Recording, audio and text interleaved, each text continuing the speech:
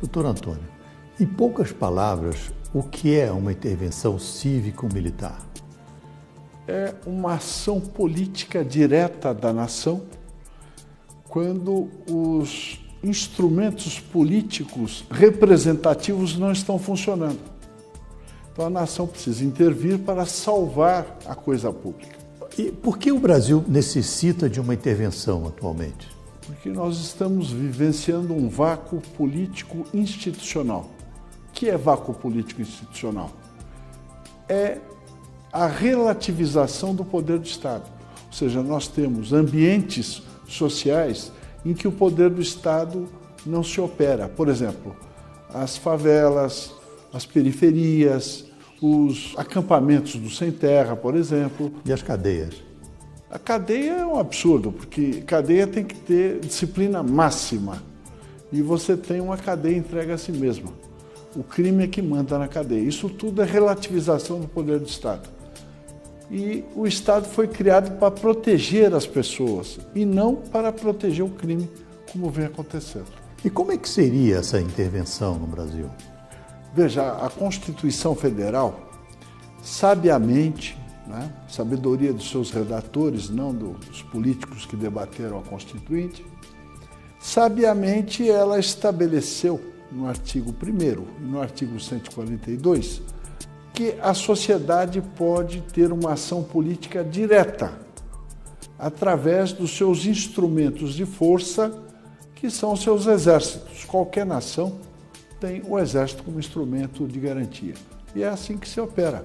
A nação, junto com os seus mandatários militares, intervém no processo político, afasta o crime do poder do Estado, faz uma adequação de mecanismos institucionais e convoca eleições gerais. E quais seriam as consequências de uma intervenção cívico-militar? O Brasil, em primeiro lugar, ganharia estabilidade política e econômica, em segundo lugar. O que o mundo precisa, um Brasil forte para comprar e vender mais. E abastecer os mercados com seus produtos agrícolas e minerais. Sim. Essa é a consequência. Então o Brasil sairia da 7ª, 8ª potência e em 2 anos iria para 3º lugar. Nós ultrapassaríamos o Japão com certeza. Sim. Em 2 anos apenas. Beleza. E qual a diferença de uma intervenção cívico-militar comparado com o tal chamado golpe militar de 64? Veja, em 64 o ambiente era diferente. O Brasil era uma província poeirenta que vivia a Guerra Fria, que era instrumento do poder real, que é uma guerra que realmente não ocorreu, que as potências sempre se entenderam. Agora, os países periféricos viviam uma guerra sangrenta que não traduzia a realidade. O Brasil temia que a ideologia tomasse conta da sua vida, afastando as suas crenças e o convívio social adequado. E uma intervenção? Houve a intervenção, e naquele tempo, eu digo naquele tempo que faz tempo mesmo, 64, houve uma intervenção cívico-constitucional também.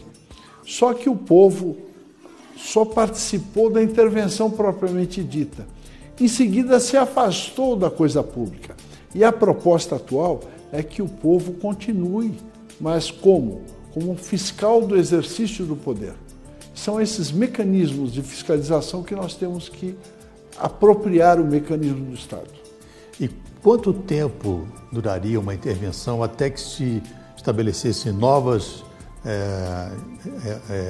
votações e eleições? Em primeiro lugar, a intervenção propriamente dita, o país tem que funcionar rapidamente, com uma nova feição.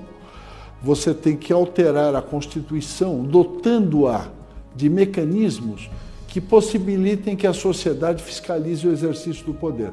Por exemplo, corregedorias compostas por cidadãos, ampliar a competência do Tribunal do Júri para que os políticos sejam julgados pela sociedade. Então, feito isso, você tem que adequar o mundo partidário para afastar o crime desse mundo também. Quando você saneia a coisa pública, você tem que aprimorar os mecanismos de escolha, ou seja, o processo eleitoral propriamente dito, que é um mecanismo de escolha. Você tem que garantir, em primeiro lugar, o quê? A liberdade de escolha do cidadão. Feito isso, você pode convocar as eleições, a partir das eleições municipais, depois das estaduais e, por fim, a eleição presidencial. E quais são os aspectos benéficos a longo prazo? A longo prazo, o Brasil assume o seu papel de potência internacional. Porque existem potências naturais. Quais são as potências naturais? Estados Unidos, Índia, China, Rússia e Brasil. Por que eles são potências naturais? Porque eles têm recursos minerais, território e população. Só o Brasil que não exerce a sua condição de potência, porque a Índia é uma potência regional, tem até bomba atômica, não é verdade? Agora, o Brasil, a China também exerce, apesar de ultra populosa, ela exerce o seu poder também. O Brasil não, a única potência natural é o Brasil e não exerce o seu poder. Então, vamos abordar um aspecto internacional. A gente, nas reuniões, se fala muito sobre o controlador.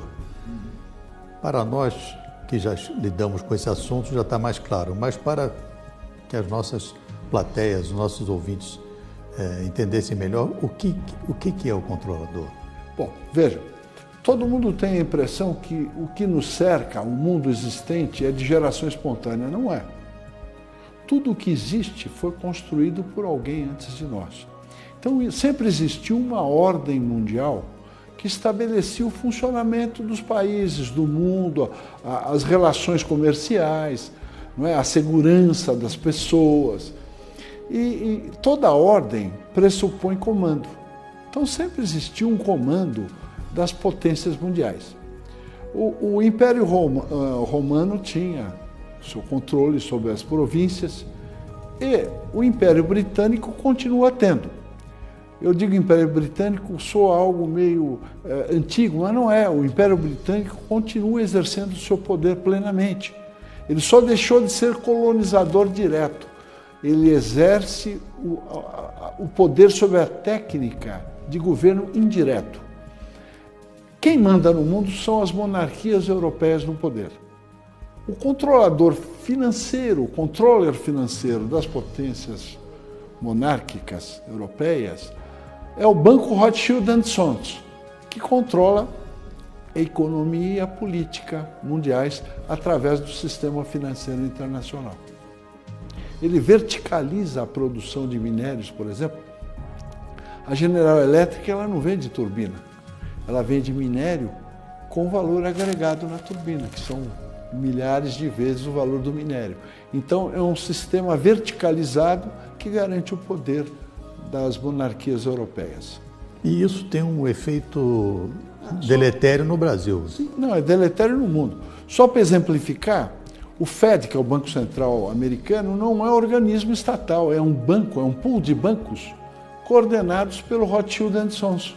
Quer dizer, até o meio circulante do dólar é controlado pelo Banco Rothschild. E no Brasil, quem são os seguidores do... A classe política, porque você tem o controlador, os agentes conscientes e os idiotas que acham que sabem alguma coisa, que são os agentes inconscientes, aquele tipo, eu sou da paz, sou pelo desarmamento e o problema indígena. Então, a classe política são os agentes conscientes do controlador. Eles são os gerentes das determinações internacionais que submetem o Brasil à escravidão. Certo. Todos os políticos. Todos. Na sua opinião, quando o presidente Trump assumir, e caso haja uma intervenção cívico-militar aqui, qual que você acha que seria a posição dele em relação a isso? Veja, o mundo precisa de um Brasil estável política e economicamente. Por quê? Porque se você aumentar a renda através de uma estabilidade política e econômica, você aumenta o comércio internacional 5 vezes. Isso vai garantir estabilidade política e econômica na Europa, nos Estados Unidos e garantir a segurança alimentar da Ásia. Então, só o Brasil é que pode fazer isso, porque um Brasil estável, ele puxa para o mercado de consumo 400 milhões de latino-americanos, que é um mercado considerável, que tem a vantagem de não pressionar as fontes produtivas de alimentos, que aqui nós produzimos alimentos, e commodities minerais, porque nós produzimos as commodities. Então não vai haver uma pressão sobre o preço das commodities. Agora, o Trump foi uma reação do povo americano contra o controlador. Por quê? Porque o Fed manda nas finanças americanas. E quem manda no Fed é o controlador. Então, nessa medida, os Estados Unidos, quando elegeram o Trump, eles estão procurando a autodeterminação. Lá foi possível pelo processo de escolha eleitoral, porque o processo é adequado. Agora, o nosso processo de escolha, nosso mecanismo de escolha eleitoral é inadequado, é só para o crime ganhar. Então, é impossível você autodeterminar o Brasil através do processo político partidário. É por isso que nós temos que intervir nesse processo e garantir que o Brasil seja uma potência a curto prazo. Eu sei que o assunto nióbio é muito extenso, mas se a gente fizesse um resumo do qual seria a vantagem de uma intervenção militar na questão do nióbio? Bom, o nióbio é um dos principais minérios do mundo moderno, não é verdade? Mas o Brasil produz outros minérios, tem reservas minerais estratégicas de praticamente todos os minérios dos quais o primeiro mundo é dependente. Chega até a 100%. Nióbio, o primeiro mundo todo é dependente de 100%. E outros minérios também, terras raras. De sorte que o Brasil perde por dia em contrabando e subfaturamento de exportações de minérios estratégicos, $1 bilhão por dia. Caramba. Só em nióbio nós perdemos $100 bilhões por ano. Só para fazer uma comparação, o ano passado a União arrecadou em imposto de renda à pessoa física, descontado na fonte, 139 bilhões de reais. Só em nióbio nós perdemos $100 bilhões, o equivalente a quase 3 vezes o que ele arrecada com imposto de renda. Então, se você estancar a sangria das receitas com exportações de minérios, você vai reduzir os impostos a menos de 30% do que você paga hoje. Com imposto único, você passa a pagar 17% ao ano. Com a malha tributária de hoje, é 36%. Mas dependendo da faixa salarial, é muito mais. Porque, por exemplo, quem ganha R$10 mil paga 30% de imposto de renda, fica 7%. Desconta INSS e outras coisas, o sujeito leva 6 mil para casa. Só que do que ele consome, 50% é imposto. Então ele ganha 10 e fica com 3. Na realidade, quem ganha R$10 mil, que é uma classe média forte, ele paga 70% de impostos, o que é um absurdo. Isso é escravidão. Escravidão. Né? Porque o escravo, acho que ele tinha garantia de teto, garantia de comida, e de roupa e de saúde. Que o patrão dele queria que ele tivesse saúde para trabalhar. Nós não temos garantia de nada disso e pagamos 70% de impostos. É um absurdo. Né? Não, isso é escravidão. Total. Né? Você trabalhar à custa de comida é escravidão. Né? Eles falam tanto de escravidão do homem pelo homem. No Brasil, o governo escraviza o povo.